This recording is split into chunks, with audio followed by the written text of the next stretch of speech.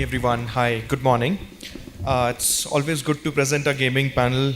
Just a quick introduction about me. I'm Saikat. I'm the Senior Vice President of Mergers and Acquisitions for a company called Nazara. We are a publicly traded gaming company based out of Mumbai. We're the biggest company in India today with a large global presence. And we are growing quite significantly with our additions to World Cricket Championships and most recent Blue Tile acquisition, which is close to over 100 million as of disclosed today. With me, I would love our panelists to give a short round of introductions first, and then we can take a conversation forward. Really looking forward to having this conversation. Thanks, Saket. This is Anil Joshi from Unicorn India Ventures. We are deep tech early stage focused fund. Currently have a portfolio of around 50 plus companies. Thank you. Hi everybody, I'm Nupur Srivastava. I represent JetSynthesys. I'm the head of growth there. While I've joined this company about a year back, I bring with myself over 20 years of monetization experience across media houses like Nickelodeon, MTV, Colors, Sony Live, and I hope to add an extra zing of monetization to this industry. Thanks. I'm the newest addition to the to the panel. Hi everyone. My name is Amit Mishra. I lead startup and venture capital relations for a company called Yotta. Yotta is the largest AI infra company in India. We own almost 60% GPUs in India, right? So my role is to talk to startups and venture capital companies who are looking at AI specifically, right? So I probably will be able to add some layers on the infra and AI side in the gaming. Now that we are over it, we are talking about gaming and future of gaming in general. It would be a huge disservice to our panel today if we don't talk about AI. So maybe let me start with you, Anil, as to where do you see AI intersecting with larger gaming media kind of a sector, and how are you looking at it from an investments perspective, and what is exciting about this particular aspect? So interesting, AI actually is changing, a lot of things, and gaming industry is also not untouched. The beauty about AI is that it helps in engagement, right? And if engagement is there, then it also helps gaming company to monetize. So certainly AI is playing very important role. We have one investment which is in a platform for helping conducting tournaments, right? And tournament happens between different genre of players, different geographies, different location, different nation. And AI actually not only help managing all this connects, but also helps in engaging, right? If somebody drops while playing, then it's bad experience, and it also potentially reduces the revenue opportunity for companies. If you look at in gaming industry, you have one people subscribe, which is very limited. Then second is advertisement. Then that's the biggest source of revenue for most of the gaming company, and AI actually is helping on engaging players for longer duration, right? It probably may, I'm sure it's too early, but I know AI probably would be able to identify the fatigue if player may have, and may come up with some refreshing break and still allow the continuity. So I think AI is certainly going to change the way players interact with game, and also AI will also help integrating different factors of gaming, not only devices, but also the add-ons which can actually make it more immersive. So looks positive. I'm sure the way AI is helping changing many other sectors, improvising the productivity, improvising the experience. Same should happen for gaming industry. I think the biggest concern for investor is gaming companies' inability to have true monetization, and AI probably can help correcting that. So seems quite positive. Now, Interesting take, Anilji, on AI being an accelerator across the entire value chain, including in-app purchases, subscriptions, advertisements, and whatnot on the monetization side. Uh, Good segue for me to jump into Nupur on how do you think at JetSynthesys that it can enable growth of games? How do you think about brand integrations, live ops, and a bunch of other value chain across the overall game development ecosystem? So, Jet, we are a digital innovative company. We foster communities. Two different versions. We are saying digital innovation and we are saying fostering communities. So we are at the genre level. We are in esports, gaming, entertainment, music, a lot of it which fosters community. Now, where is AI and gaming in this? AI is integral to gaming, right? From the time we have been gaming a simple thing on a mobile phone, who are you playing with, right? That's AI itself. Now we obviously have a structured definition. I try to bring a contrarian view, or I try to bring in perspective which we can take AI to the grassroots level in gaming, because I think gaming is going to be the future content. What a meta is today, or what TikTok is globally, is what gaming will be. So for us, AI is not just about cost efficiency. It's doing hyper personalization, going deep, going local, and bringing taking gaming deeper, not just casual gaming, moving into structured sports, how chess is evolving, how cricket is evolving, how e-cricket is evolving, and many more things. So yeah, AI plays a huge role in our lives as well. Amit, you bring in a very unique perspective from a infrastructure layer sort of an ecosystem, which most of the people typically won't interact directly as a consumer. But as a developer, it becomes exceptionally critical for us to ensure the backend systems and every other piece which is not visible to the consumer at large runs at a breakneck speed and as efficiently as possible. How do you think the ecosystem or the infrastructure around AI adoption for publishers is getting deployed today in India and maybe even globally? Sorry, can you repeat the last bit? So, how is the infrastructure companies are playing their part in deploying the systems in place so that developers and publishers can actually make use of AI the most? Sure. Before I answer, and I want to just touch upon both the questions you asked, Anil and Nupur. So, at the age of 18, I wanted to become a professional gamer, right? You still can, by the way. And I still play. I still play.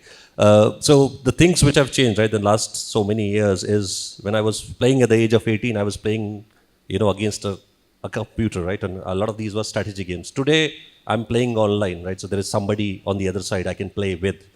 With AI, I think I can actually create characters if I don't have anybody, right? I'm not sure how many of our gamers here, but when you start a game, you choose. You're a noob, you're a mediate, right, and you're a pro there. I can actually change. If I'm using AI, I can change my settings, or the game can tell me that I don't think you should play noob, right? You are better, right? All that would, and to answer the question, all that would mean that the AI infra, and the latency needs to be very, very critical for this, right? Which means that we need to have more data centers and more edge data centers to ensure somebody who's playing in Eastern UP is able to get that same thing, which probably sitting in Bangalore, I get the same bandwidth, right? And the same speed also. All that has to change, and data centers also, infra also plays very important role. The other thing which I think becomes critical for gaming, the publishers, from a standpoint is they always look at the larger hyperscalers and the other markets. Obviously we have been, and Nazara obviously has been the important player there. I think as a industry, we are still at a place we are still figuring out how should we look at it, right? I don't see a lot of Indian titles coming out. So the importance is once we should take an ownership on how can we improve and increase that penetration, which Nupur was talking about, which means that they need to then come and talk to us or talk to more data centers players that I need infra in these places because I don't know today. Gaming is one vertical which I'm catering to, right? But I don't know, I don't have the data, right, which probably can come from you, right, or from her, or from the portfolio which Anil owns, saying that okay, I'm getting more traction in UP compared to, right? So I can go down and say, okay, I have a data center in Noida, let me extend and build a small edge data center in eastern UP and so forth, right? So I think that there is a lot of conversation which we need to do to figure out what can be done, but I am very excited about, as a gamer and as an ecosystem player, I'm very excited about this. No, so I totally agree and echo your sentiments on AI adoption. Even within Nazara, we are thinking of AI first. One of our recent announcement of acquisitions, Blue Tile, which was the biggest that Nazara has ever done. It's an AI first studio. They're thinking about even making creatives or advertisements that you see while you are browsing YouTube or TikTok or Facebook or whatever. We are thinking of creating creatives there, making new game designs, prototypes, engaging users across its lifetime and journey, thinking about monetization and analytics in a far more nuanced manner. So we are doing a bunch of different things, not only just in Blue Tile, but also across our overall portfolio. So we are becoming an AI first company, not an AI only. It's still human augmented in a significant manner, and we still value the people that we have that are giving creative inputs. But it's quite interesting as to how the entire space is evolving. Quickly jumping to you, Nupur, how are you thinking about AI enabling additional layers of monetization, including brand partnerships, integrations, and a bunch of other things that AI could eventually enable? And then we'll quickly close the larger development piece of AI. Right. So here, cross-fostering communities. When I say we building and fostering communities, we are actually building the whole ecosystem for the Gen Z, let's say Gen Z or the younger audiences, because the definition is slightly blurry right now. Everybody seems to be a Gen Z. So yeah, we are taking the help of AI, like I said, in hyper-personalization. For example, we have this IP called Globally Cricket Premier League, and we are into the season 3 of it. How we have evolved from a 20 over game, a game which is played in as a physical sport, the culture, religion of India, right? And how we've crossed it over to season 2. We read the signals, AI enabled us, we built franchises, we've got 6 teams, we're building more teams, we're doing season 3. And with the help of AI, we are getting brands to do gamification for their cohorts, right? So specific categories, perhaps like a footwear or an automobile, just is one of the things that we are doing. Apart from that, beyond AI, beyond esports and gaming, we are taking AI, figuring out the creators, the influencers, this cohort kind of enjoys or likes. Like Amit just mentioned, I build something which I like. We identify those finer nuances and create content. Eventually, content creation, amplification is the game, is what we are looking for our ecosystems, right? So that's something which we offer to the brands. Amit, quickly circling back to you, when you're thinking about using AI in your, and I know we have a lot of AI questions, but when you think of AI implementation in general, what are some of the things that people who are building in gaming or working in the gaming industry or segment should ideally look at? I mean, some examples could be ethics, safety, infringements and IP and copyright infringements, etc. So what are some of the areas that as professionals or as founders you should ideally be looking at? I think from a ethics standpoint, and I think that's a industry cohort which we need to look at. From a content standpoint, it should never only be about making money, because the lines can be blurry, right? A lot of these youngsters, gamers are very, very young, right? what we show them is what they will believe in, right? So I think that's from an ethics standpoint, that's a angle which needs to be looked at. From a guardrail standpoint, I also so there is a lot of conversation which happens on side or voice. How are they looking at, and are you treating them as data points for you? How do you want to build on that is also something which needs to be initiated, because a lot of these terms and conditions nobody reads, right? And this again comes to ethics and how are we going to leverage that information. So if I'm, let's say, playing with three of you and I'm sharing certain things which might be very private, do you want to use that and say that, okay, I want to bucket and create characters like Amit and all that, right? So I think that becomes very, very important. From an IP standpoint, I think there is a lot of IP which can be created and curated and co-created. I think both of them will be able to answer that.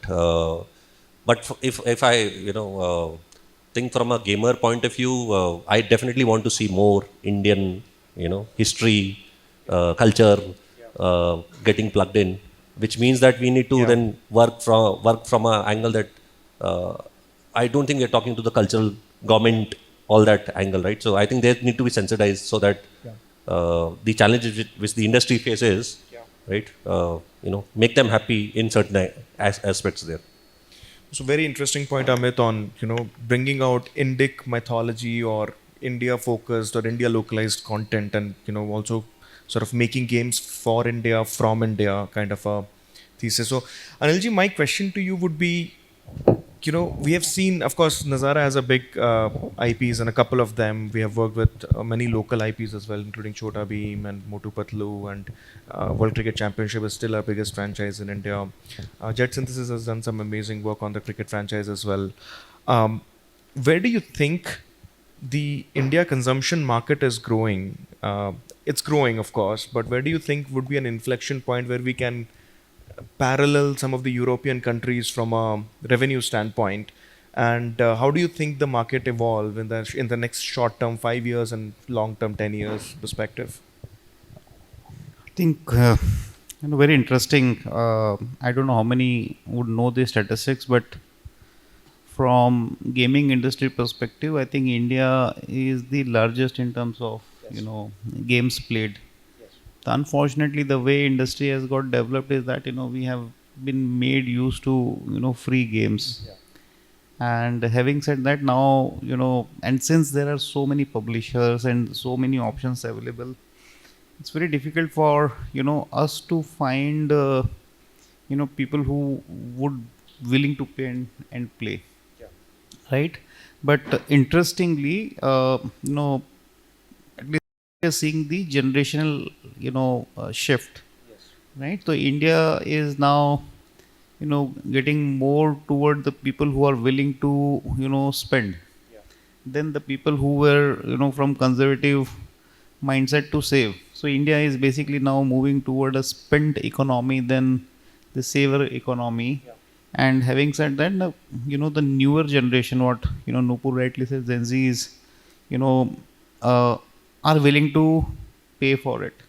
And that shift, probably you from Nazara might probably know. I don't have those statistics, but the change in behavior is being observed in many cases, right? For example, earlier every e-commerce company was finding it difficult for three reasons. One, the reach was not possible because we didn't have an infrastructure, right? Like rightly told by Amit that the interior of UP and Bangalore have an infrastructure, the interior of UP may not, right?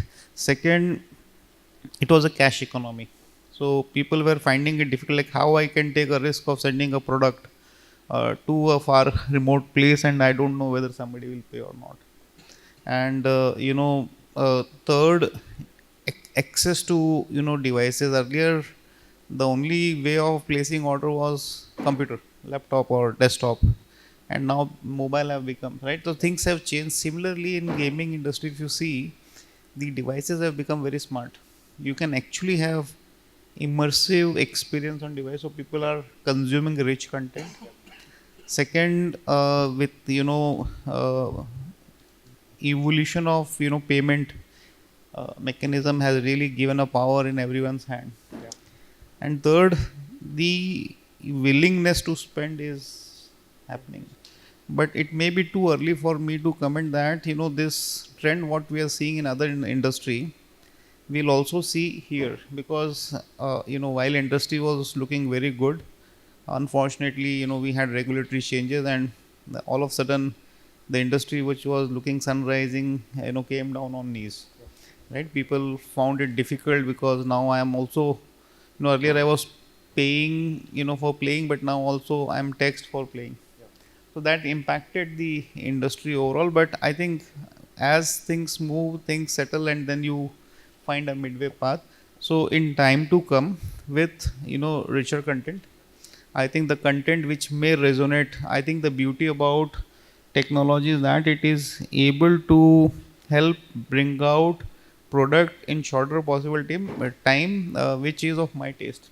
And if that is of my taste, I don't mind playing. I don't know, we all at least, one who, are about 30 or 35, have in some, part of their life have played Ludo.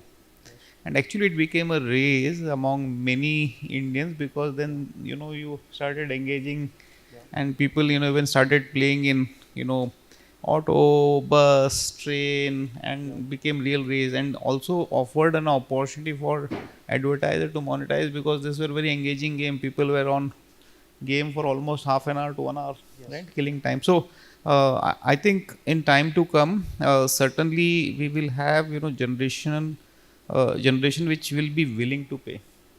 Today my problem is that I have so much of choice of free game. I don't find a value in paying and playing. But I think when things will change, the content will be of my taste, which I want to get engaged and play. It will happen, but will take some time. Just want to add to what Anil said, right? So I think two things which we probably should look at. One, see, we have been, and this is across industries, not just specifically for gaming, across industries, we have been copying everything from West, including the pricing mechanisms, right? We are a different country altogether. It was, today we are not price sensitive, which Anil said, right? But we have made it so that, everything, right? So people even asking me that पहले credit दे दो cloud credit दो फिर मैं आता हूँ, right? That's how the mentality is. I think we probably need to look at how can we use reference from Southeast Asia. So micro dramas has picked up, right? And people are ready to pay, and they're paying, right? So I'm surprised the amount of money which is getting into micro dramas today. The second point, which again, which I'm extending what Anil said. See, people, somebody like me who is in his 40s, I did a lot of research. So there is something called nostalgia economy, right? So don't deprive us from playing games, right? We also want to play games, right? And Anil want to play games.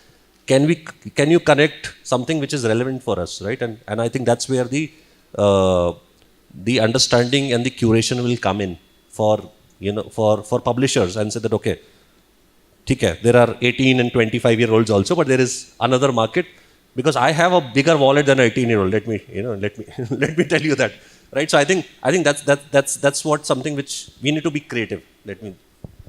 I'll just take this opportunity, what Anilji said and what Amit also said. So Gen Z is going to be doing the power shift for AI and gaming, honestly. They have a lot of responsibility on their shoulders. And I think that's a very big one. While we talk of Bharat, we talk of deep-rooted, we stay there. We build for Bharat. But hey, there is $190 billion gaming revenue sitting up there globally. I was just listening to David Baszucki, of the founder of Roblox, and he says that his investors tell him this is the number that he has to be chasing. And well, hey, let's bring that money to India as well. Why not? No, I think AI across the domain is definitely poised to change our industry for the better. By the way, Amit, I echo your sentiment. I would pass a resolution if somebody comes to me, bring back, Nagraj or Chacha Chaudhary and all of that, the IPs that we have basically grown up with. I think it's a good segue for us to end this session. I would invite, if any of you have any questions, we are more than happy to pass them on to the esteemed panelists to get them answered. Or we can take questions offline as we get off the stage, whatever works for you.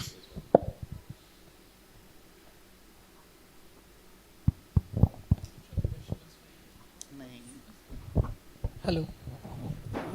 So my question is that when we are looking in the current terms and the future, where the world is moving towards more of a VR headset and all the things. So do you feel that the VR will play a major role in gaming, or the PC gaming will still be the major part of it? So look, I think VR is definitely grown from where it was 5 years back. It has its own niche. It's a $4-5 billion global market. People are making money in VR for sure, but it is still a small niche compared to the larger gaming ecosystem, which is 200 billion, out of which 100 is mobile, 40-50 is PC console, and 40-50 is PC, 50 is sort of console, distributed split evenly. VR is a very small part in that entire value chain. And with whatever is happening, with Meta closing its shop, and a lot of things that are happening, we're still not sure where VR eventually will be from a like wider landscape. But VR for industrial applications, those are big businesses. You can have training simulators, education softwares, SaaS products. All of those can actually be done with VR quite easily, and that's a big market. That is not even classifying the gaming market on the VR side of the business. But the immersiveness of the gaming, Yeah, if yeah. we compare from the 100% it will pick up. The traction will pick up. We just don't know with the current set of hardware limitations, etc., and the adoption costs. So I'll just add on to this. So I agree. Actually, VR is very niche and very small, and because it's very small, we are not seeing much development. It will continue as it is continuing for various. But a lot of development actually is happening on interactive glasses. Meta is coming out one, Google is working, and many more. And with advancement in chip technology and ability to have longer, I think we might see something which is more frictionless, and that probably will open more opportunities. What you had been telling, immersive, right? Because if I am able to hear something without disturbing, I don't need to put those. My movement will be easy. If it's a glass which actually gives me feel of game without disturbing, and I am still able to interact with the world. The biggest problem with VR is that once I put it, I am cut off, right? But with all these glasses and advancement in technology and people's willingness to pay for it, thing is that it's not that it's not there. But if I have to buy a $600-800 glass, I think many people will prefer not to do कि 80-90 हज़ार का glass लेके मुझे game खेलना, and I don't know how much content will be available. So this will evolve, but will take time. Thank you. Just one last point on the VR side. Look, it has evolved definitely, as I said. Previously, 4 years back, it used to be only premium market. Today, it's a free-to-play market as well, which necessarily means it has crossed two thresholds. One is the number of user base, and second is simultaneous user base. Then only the free-to-play market would make sense. And in addition to that, the consumer cohort has also changed from older audience to now younger kids of those older parents who are now playing and paying for these services. But it is still such a small market that any new game which comes onto the platform gets or pulls the entire traffic towards itself to a larger degree, and so it's a tricky market for sure, but definitely worth building a business on if you're thinking of. Thank you so much for the lovely session. Basically, I'm Gautam from ComplyHead. A lot of experience in the app space. So one of the things that you mentioned, which actually got me to think, is you mentioned that I have a deeper pocket than a Gen Z or a 19-year-old, right? And how much of these games are built for I do know a lot of my friends still use games like PUBG and all of that. A lot of monetization is happening because they're willing to pay that, for in-app purchases and things like that are going on. But how big is this market currently in India? Is one of the questions that I have, and how much is it growing?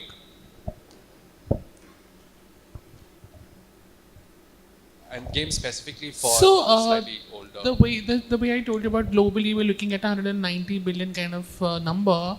In India, it's not even touched a 3-digit million number. It would be close to around something like an 80 million kind of number.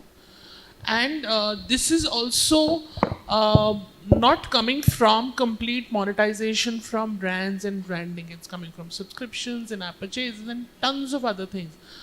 The way I would look at it is that we need deeper engagement. We need to go deeper, even in the consumers, with game adaptability, adoption.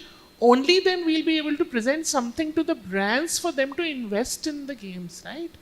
Also, about the challenges which are there, which is about measurement and finding the right cohort. Another larger challenge I would think right now is the universe is limited to about a 560 million gamers, right? So we need to pull all of these together in the right direction to be able to justify the ask for monetization. The opportunity is huge, and the way it's going to go, like I said, eventually it'll be a very hybrid kind of thing with brands coming in and shaping the ecosystem. Potential is huge. It's just we need to make the means.